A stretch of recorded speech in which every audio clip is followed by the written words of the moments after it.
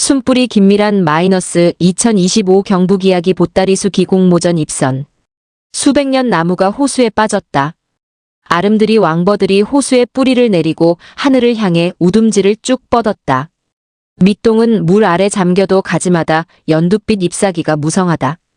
물이랑에 윤슬이 반짝이고 그 위로 봄산이 내려앉았다. 바야흐로 봄빛이 절정이다. 여행 중인 지인한테서 사진 한 장을 받았다. 청송의 속살, 주산지였다. 볼수록 태고의 신비를 담은 듯한 풍경 속으로 빨려 들어갔다. 나무가 물속에서 살아남은 비결이 무엇일까? 둘레를 보아하니 수백 년 고목 같은데 긴 세월 썩지 않고 어찌 버텨온 걸까? 궁금증이 앞서 마음은 벌써 주산지로 달려갔다. 산새들의 노랫소리를 들으며 물길을 거슬러 오르던 중 주산지의 사계를 찍은 표지판을 만났다. 봄, 여름, 가을, 겨울 저마다의 빛깔로 물든 풍광을 보자 기대감이 한껏 더 부풀었다. 드디어 주산지가 모습을 드러냈다. 그런데 이게 웬일인가? 물이 빠진 풍광이 해쓱했다.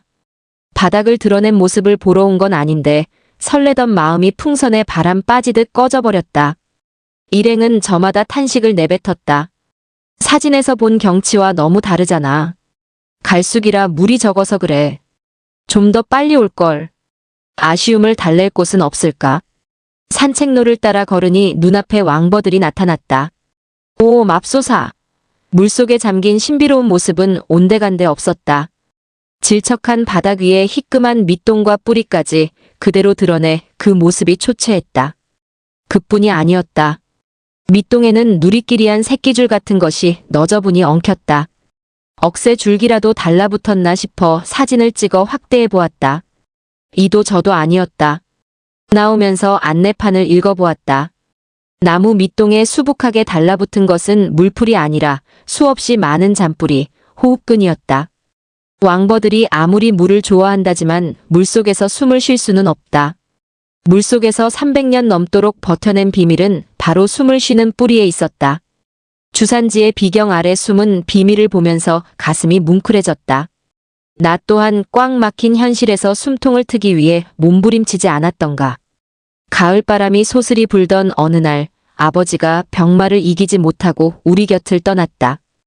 홀로 집안을 이끌어가야 할 어머니를 위해 내가 할 일이 뭘까 고민했다.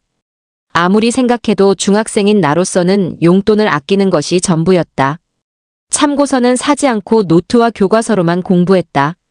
외출복이나 평상복은 언니들의 옷을 물려받아 입었다. 방학이면 나들이는 생각지도 못했다. 집안에만 갇혀 지내다 보니 현실의 가깝증을 느낄 수밖에 없었다. 이리저리 뒹굴다가 공깃돌 대신 국문학도인 언니가 읽는 소설 전집을 손에 잡았다. 어른의 세계는 복잡하고 어려웠다. 의미를 잘 몰라 건너뛰어도 시간이 날 때마다 책을 읽었다. 그러다 보면 나는 어느새 어른이 되어 상상의 나래를 펼쳤다. 더 큰 숨을 쉬려고 숨뿌리를 뻗은 곳은 책이었다. 넉넉하지 못한 환경의 여섯째, 각자의 개성이 뚜렷한 언니들 사이에서 느끼는 심리적 압박감, 어머니의 노동과 한숨. 숨막히는 일이 이어졌다. 대학 졸업 후 일을 하며 결혼 비용을 모은 나는 집에서 벗어나 새로운 꿈을 찾기 위해 또 다른 탈출구를 찾았다. 서울에서 직장을 다니는 남자와 결혼했다. 그리고 기회의 땅, 서울로 입성했다. 현실은 달콤하지만은 않았다. 신혼여행에서 돌아오니 나를 기다리고 있는 건 시어머니의 싸늘한 표정이었다. 예전의 봄꽃처럼 화사한 표정으로 되돌리기 위해 마음을 다했지만 내가 아버지 없이 자라서 라는 말을 들었을 땐 숨조차 쉴 수 없었다. 남편에게 하소연하면 오히려 나무라는 듯한 말투로 집안 분위기를 서늘하게 만들었다. 숨이 막히는 일상이 겹겹으로 쌓이면서 어느 날부터인가 목이 긴 티셔츠를 입으면 옥죄임에 질식할 것만 같았다. 머릿속에는 우울, 절망, 도피라는 단어가 헤엄치고 의지는 수면 아래로 점점 가라앉았다. 살기 위해, 숨을 쉬기 위해 이리저리 더듬거렸다. 촉수에 무언가라도 잡히면 그것을 붙잡고 뛰쳐나가고 싶었다. 구인 광고를 계속 살피다가 어렵사리 직장을 구해 수면 바깥으로 뛰어나갔다. 다행히 직장에서는 일에 쏟은 나의 노력과 진심을 헤아려주는 사람들이 있었다. 여러 일터를 거치는 동안 다양한 배경을 가진 사람을 만나면서 많은 경험을 쌓고 세상을 보는 시야를 넓혔다. 그러면서 나라는 나무는 우둠지를 높이며 생장했다. 사람은 누구나 이 땅에 불시착한 존재다. 어느 핏줄 어느 집안에 태어나는지 미리 알고 오는 영혼은 없다. 첫 울음을 터뜨리고 눈을 떠보면 이미 모든 것이 정해져 있다. 바꾸는 건 함부로 허락하지 않는다. 뿌리 내린 자리에서 땅을 꽉 잡고 생의 줄기를 밀어 올리거나 아니면 어디로든 정착할 곳을 찾아 떠나야 한다. 젖과 꿀이 흐르는 땅이 어디 있으랴. 이 땅에 온 이상 이를 앙다물고 살아내야 한다. 가물고 척박한 땅이든 질척해서 발이 푹푹 빠지는 땅이든 삭풍이 몰아치는 절벽. 틈새든 모두 살아남으려 몸부림친다. 업무든 사교든 친목이든 숱한 사람을 만나면서 알았다. 경쟁에 밀리고 지위에 눌리고 숨막히는 세상을 견디느라 다들 수면 아래에 숨뿌리를 내리고 있다는 사실을. 숨탄 것은 태어난 자리가 운명이면 살아남는 일은 숙명이다. 가뭄에 목이 타도 한파에 얼어붙어도 생을 송두리째 뒤엎으려 달려드는 바람의 멱살잡이에도 견뎌야 한다. 무슨 수를 쓰든 살아남아야 꽃을 피우고 튼실한 열매를 맺는다. 꽃이 핀 풍경과 열매를 맺은 풍경은 그래서 볼수록 아름다운 것이다. 집으로 돌아오는 내내 왕버들의 모습이 눈에 선했다. 물속에서도 자신의 삶을 포기하지 않는 모습은 볼수록 경이롭다. 생존이라는 절박성 그 수면 밖 풍경이 왜 아름다운지. 안오늘 길섭해서 살아가는 키 작은 풀 한 포기도 허투루 보이지 않는다. 역사의 지층을 넘기다 김종국 - 2025 경북 이야기 보따리수 기공모전 가작. 예천 박물관은 타임머신이다. 조명이 과거와 현재를 어둠과 빛으로 이어준다. 시대를 따라 전시된 유물을 하나씩 지켜보며 옛사람의 투박한 삶과 문화를 읽는다. 도래 문명에서 디지털 문명까지 그 과정을 알면 오늘을 이해하고 내일을 예언한다. 옆걸음으로 걷다가 한 곳에 시선이 멈춘다. 해인사 8만 대장경 한지를 옮겨놓은 듯 손잡이가 두툼한 나무판이 가지런히 꽂혀있다. 언제든 대량으로 찍어내기 위한 목판본이다. 시간의 주름이 깊게 새겨진 목판본 하나하나를 손으로 더듬듯 눈길로 훑는다. 저토록 공을 들여 후세에 남기고 싶은 내용이 무엇일까 궁금해진다. 짙은 가람 빛을 띤 나뭇결에 새김칼이 남긴 세밀한 글씨를 본다. 주먹과 나무 향이 어우러진 나무에 활자를 새겨 정보를 오래도록 전승했다. 결을 따라 양각으로 새겨진 글자들은 나무라는 물성을 거스르지 않고 붓글씨의 유려함을 그대로 살렸다. 조선 최초의 백과사전 대동운부군옥이다. 초간 권문의 선생이 저술한 책의 내용을 새긴 목판본은 1812년 순조 12년 간행이 시작되어 24년 뒤인 1836년 현종 2년 마무리되었다. 우리나라의 지리, 역사, 인물, 문학 등을 총망라하여 운별로 분류했다. 선조의 지혜가 담긴 지정유산을 보여주는 중요한 문화재로 보물 878호다. 고려시대의 한자, 두자 깨달음이 바다를 이뤄 중생의 고뇌를 달랜 8만 대장경이 있다면 조선시대에는 선명한 양각의 선으로 천년을 이어갈 지식의 씨앗을 심은 대동운부군옥 목판본이 있다. 300년 시차의 대장경과 대동운부군옥의 글씨와 목판의 결이 조화를 이루니 그 속에 담긴 지혜의 뜻이 세상 밖으로 드러났다. 마음속에는 수많은 질문이 떠오른다. 이 지식 모음집을 만든 사람은 어떤 삶을 살았을까? 이 목판본에 담긴 이야기는 어떤 아름을 가지고 있을까? 칼끝에서 피어난 글자를 보며 한편의 서사시처럼 상상의 나래를 펼친다. 두터운 나무 사전에 새겨진 일련번호 하나하나를 따라가며 만든 이의 삶을 그려본다. 목판을 새기는 일은 인내의 결정체다. 한 글자라도 잘못 새기면 전체를 버려야 하기에 마음을 비우고 오직 눈앞의 글자에만 집중해야 한다. 목판을 새기는 손길 하나하나에 장인의 숨결이 흐른다. 글자는 단순한 부호가 아니다. 오늘의 사실을 기록해 내일로 전하는 역사의 증거다. 목판마다 지금의 지혜가 다음으로 이어져야 한다는 옛사람의 정신이 담겼다. 내친김에 선생에 대하여 더 알기 위해 종가를 찾아 나섰다. 고택 입구의 소슬대문 대신 울릉도 향나무가 지키고 섰다. 수백 년의 풍상을 겪어온 나무는 종가의 역사와 드나든 사람들을 모두 나이테에 기록했을 것이다. 멀찌감치 서서 종가를 한눈에 담는다. 야트막한 산을 병풍 삼아 양지 바른 언덕에 자리 잡은 종가는 예스러운 멋이 그윽하다. 자연의 힘을 이끌어 넉넉함과 평안을 바라는 밑그림도 엿보인다. 주춧돌, 기둥, 난간, 처마, 기와, 용마루, 시간이 빚어낸 고색창연한 모습을 둘러본다. 트고 달아 나무 특유의 생기는 잃어도 곳곳마다 역사의 향기가 물씬 묻어난다. 때마침 종가를 지키는 분에게 내력을 들었다. 묵향의 외길로 아라리 영근 지혜의 책은 선생이 되고 부사 시절 선조 22만 1589년에 엮어 20권 20책으로 만들어졌다. 총 3질 중 부제학 김성일이 빌려간 일질이 임난통에 사라졌다. 다른 일질은 한강 정구 선생이 빌려갔는데 집안에 불이 나는 바람에 한순간에 소실되었다. 책 속에 담긴 지혜와 감동들이 한순간에 사라져버린 것이다. 영원히 사라지는 비극을 피하기 위해 현종 12년 1836년 목판본을 만들었다. 백세토록 이어간다는 뜻을 지닌 3칸짜리 종가 별채인 백승각에 보관했다. 묵직한 나무 책장에서 풍기는 오래된 냄새의 서고의 질감이 더욱 뚜렷하다. 초간 선생의 숨결과 학문의 열정을 고스란히 지켜온 흔적의 자리 백승각. 지금은 안을 모두 비워내고 홀로 자적에 들었다. 시간 여행자가 된 나는 다시 길을 나선다. 선생이 자적한 초간정사 1582년 선조 15년을 찾아간다. 초간정사는 정면 3칸 측면 2칸으로 내부 천장으로 휘어진 충량이 중도리 위에 편안하게 걸터앉았다. 기와는 오랜 세월의 흔적을 품은 연회색으로 비바람에 씻겨 은은한 빛을 발한다. 지붕의 능선은 묵직한 붓글씨의 획처럼 힘이 있으면서도 유려하게 이어져 선생의 학식과 기품을 고스란히 담아낸다. 내 눈에는 초간 선생 삶의 자화상으로 보인다. 초간정은 금곡천이 휘감고 돈다.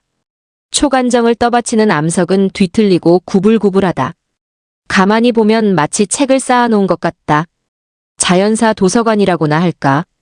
자연이 저럴진데 역사의 물줄기도 저 금곡천처럼 굽이쳐 휘돌고 지각도 융기와 치마를 거듭했을 터이다. 정변으로 내일을 알 수 없는 시절이었다. 서슬퍼런 권력의 칼날이 휘날리던 날, 판을 뒤집으려는 음모는 끊임없이 지속된다. 누가 오늘의 주인공인지 알 수 없는 날이 이어진다. 새로운 세력이 나타나면 정치 지형은 뒤틀리고 흔들린다. 욕망이 얽히고 설켜 당쟁의 혼란이 격화된다. 그렇게 혼란한 시기에 초간 선생은 권력을 버리고 낙향했다. 초간정을 멀리서 카메라에 담는다. 정치적인 격변으로 흔들리는 지층 위에 마치 초연하게 앉아 책을 저술하는 초간 선생을 닮았다. 정자의 한편에 앉아 먹을 갈고 수많은 생각과 감정으로 얽힌 마음을 다스린다. 붓을 들어 한 획 자신의 소신을 써내리는 모습이 시간 여행자의 눈에 투영된다. 과거는 흔적을 남겨야만 미래가 기억한다. 기록되지 않은 역사는 아무도 기억해주지 않는다. 수만 자 붓글씨의 무게는 단순한 먹과 붓의 더함이 아니다. 한 필치, 두 필치가 한 장이 되고 한 장이 쌓이고 쌓여 역사의 지층을 이룬다. 나는 지금 한 인간의 고독한 여정이 두껍게 퇴적된 업 위에 서 있다. 자연의 지층 위에 앉은 초간정. 마루에 앉아 역사를 기록한 선지자를 만나고 나오는 길 위에서 생각한다. 자연의 역사와 인간의 역사가 어우러진 역사 위에 발자국을 찍으며 나는 되돌아본다. 현재라는 지층 위에 나는 무엇을 남겼는지. 홍등 750년을 밝히다 이현숙 -2025 경북이야기 보따리수 기공모전 은상. 상주시 외남면 소울리 마을로 들어서자 풍성한 잎을 달고 선 나무가 눈에 띈다. 멀리서 봐도 한눈에 알아볼 만큼 우람하다. 시뱀도 훌쩍 넘을 키에 매단 잎을 보니 푸르른 청춘이요. 사춘기 소년처럼 싱그럽다. 녹어수를 먼저 눈으로 그러안으며 다가선다. 멀리서 볼 때와 달리 다가갈수록 골골이 쌓인 연륜이 그득하다. 얼마나 숱한 풍상에 시달렸을까. 노쇠한 몸을 스스로 지탱하지 못해 쇠지팡이에 의지했다. 발치부터 가지 끝까지 세월을 밀어낸 흔적이 아로새겨졌다. 나무 둥치는 하나가 아닌 둘로 가운데가 쩍 갈라지고 텅 비었다. 갈라진 한쪽 둥치 아래를 휘감은 옹이의 움푹한 눈이 인간의 속을 꿰뚫는 듯해 절로 숙연해진다. 마주한 둥치는 희끗한 수피가 바람과 햇살이 새겨놓은 자잘한 무늬로 대장경 목판을 빼곡하게 꽂은 듯 경외롭다. 100년도 채 못 사는 나는 700년을 훌쩍 넘긴 신령스러운 기운 앞에 그만 수굿해진다. 하늘 아래 첫 감나무. 정말 명성에 걸맞은 외양의 감탄사가 절로 나온다. 고욤나무와 접목한 우리나라 최초의 유실수라니 쳐다볼수록 신비롭다. 곁을 스친 사람은 얼마나 많았을지, 얼마나 많은 줄인 배를 채워주었을지 내 작은 소견으론 차마 헤아릴 수 없어 너그러움에 그저 고개만 주걱거린다. 감나무는 오래 살아야 250년이라는데 무려 750년을 살았다. 긴 가뭄에 목이 타고 눈이 감겨도 두 손 모아 비는 사람을 보며 눈을 부릅뜨며 어제보다 오늘을 생각했고 내일을 꿈꾸며 무수한 날 허공을 향해 가지를 뻗어 올렸으리라. 마을 사람들의 배를 채우려고 열매 맺기에 온 힘을 쏟았을 수많은 날이 저 둥치, 저 가지, 저 잎새에 그득하다. 물길을 찾아 캄캄한 땅속에 뿌리를 내리며 비바람에 쓰러지지 않으려 양분을 들이켜고 햇살을 삼켰다. 감꽃이 피는 봄에는 순백의 감꽃을 떨어뜨려 줄인 배를 달래고 잎이 풍성해지는 여름이면 그늘을 내준다. 감이 붉게 익은 가을이면 사람들의 입을 즐겁게 하며 배를 불린다. 겨울에는 부족한 먹거리를 대신해 처마 밑에 곶감으로 매달려 사람들을 살찌웠다. 소울리 사람들은 나무를 신성시 여겨 수호신으로 모셨다. 정갈한 몸과 마음으로 자식의 앞날을 기도하고 부모의 무병장수를 빌었다. 가끔 입성 그대로 달려와 신선한 마음을 내려놓거나 떼를 쓰며 하소연했다. 마을 사람들은 나무의 신령스러운 기운에 마음을 의지하며 하나가 되었다. 지금도 여전히 나무를 귀히 섬긴다. 감나무는 한 몸이면서 둘로 갈라져 시멘트로 상처를 메우고 섰지만 그 뿌리는 하나여서 여전히 해마다 3000개가 넘는 감을 매달아보는 이를 감동케 한다. 한때는 나무줄기가 썩어들어 안타까운 나머지 자식 다루듯 부모 대하듯 영양제를 주고 땅심을 돋구었다. 썩고 문드러진 둥치를 반이나 잘라내는 대수술을 해주며 기도했다. 정성을 헤아린 감나무는 여전히 감을 매달고 자신의 건재함을 내보이며 섰다. 어린 시절 우리 집에는 감나무가 없었다. 초여름엔 골목길을 따라 감꽃을 주우려 다녔다. 하얗게 떨어진 감꽃을 주워 목걸이를 만들고 감꽃이 누렇게 변하면 하나씩 따먹으며 골목을 오르내렸다. 어쩌다 시퍼런 감이 떨어지면 주워다 단지에 넣고 익혀 먹었다. 거리에 낙엽이 몰려다니는 가을엔 큰 집을 번질나게 드나들었다. 큰 집 사랑채 옆 감나무에 감이 익으면 우물에 비친 홍시까지 불거운통 풍요로웠다. 주렁주렁 열린 감이 홍시가 되어 마당 귀퉁이로 우물가로 툭툭 떨어졌다. 그 덕에 나는 홍시를 배불리 먹을 수 있었다. 큰아버지는 감나무의 홍시가 점점 줄어들면 여남은 개를 나무에 남겼다. 사람도 먹고 짐승도 같이 먹어야 한다는 큰아버지의 논리가 야속하고 원망스러워 애꿎은 홍시만 쳐다보았다. 감나무를 올려다보면 까마까치가 깍깍거리며 날아들었다. 추수가 끝난 가을 들판은 황량하고 스산하다. 감나무는 잎을 다 떨구어도 끝끝내 움켜잡은 가지 끝에 하나둘 홍등을 켠다. 담벼락에 기대서서 밭둑이나 들판의 모퉁이에서 산길 초입을 훤히 밝히며 무사람의 가슴을 따스하게 물들인다. 고향을 떠나 세파에 부대끼던 사람이 빈몸으로 돌아와도 등불을 켜고 길을 훤히 밝힌다. 인생살이는 풋감처럼 떨다. 때론 겁없이 벌인 사업에 생각지도 못한 건강 악화에 마음대로 되지 않는 자식 걱정까지 먹고 사는 일은 그 자체로 쓰고도 떨다. 떫은 맛은 푹 익혀야 빠진다. 젊은 시절엔 서운한 말 한마디에도 신경을 곤두세웠다. 남의 행복을 보며 나의 불행을 비교하고 비관했다. 마음보가 사나워지고 인상은 날카로워졌다. 딱딱하게 굳어 시퍼런 감으로 매달렸던 시간이었다. 삶도 익어가는 원리와 같다. 젊은 날엔 몸은 성숙하지만 속은 설익은 감과 같다. 익지 않은 속은 세상의 비바람과 햇살을 골고루 받아야 제대로 익는다. 인생살이도 마찬가지다.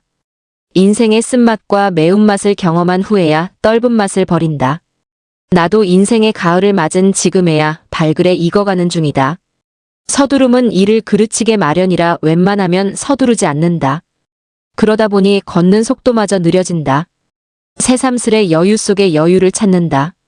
떫은 감을 삼키듯 불이 나게 지나며 놓친 것을 찾아 인생의 가을을 엮는다. 책 속에 파묻히거나 글을 쓰는 일도 잘 익은 홍시가 되려는 마음에서다. 감나무는 750년이나 마을의 역사를 지켜보았다. 아이가 태어나는 첫 울음소리, 아이들이 고삿에서 뛰어노는 모습, 쟁기를 들고 밭을 가는 농부 광주리 머리에 이고, 장에 가는 안악, 울면서 시집가는 옆집 막내, 한 생을 다하고 상여에 실려 뒷산으로 가는 노인, 그리고 마을의 기륭화복까지 말없이 지켜보며 마을을 지켜왔다. 돌아오는 사람은 마을보다 감나무를 먼저 보고 떠날 때는 감나무를 마지막으로 보고, 그렇게 감나무는 고향의 랜드마크로 마음속에 남았다. 객지로 떠난 사람은 고향 마을 감나무를 그리워하고, 감나무 역시 객지에서 지쳐 돌아온 사람을 따뜻하게 맞았으리라. 이 여름날 나는 감나무의 물성을 배운다. 잎이 넓어 글씨 쓰기 좋으니 무니요, 가지는 화살촉으로 쓰이니 무이며, 겉과 속이 똑같은 색이니 충이다. 이가 없는 노인도 홍시를 먹을 수 있어 효이며, 설이 내리는 늦가을까지 가지에 달려있으니 절이다. 인생의 가을, 자신을 돌아보며 사색에 드는 시간이다. 살면서 지금까지 몇 사람에게 잘 익은 마음의 홍시를 건넸는지, 누구의 황량한 가을을 따뜻하게 밝혔는지. 700여 년 홍등을 밝힌 감나무 앞에서 내 마음의 온도를 반추한다.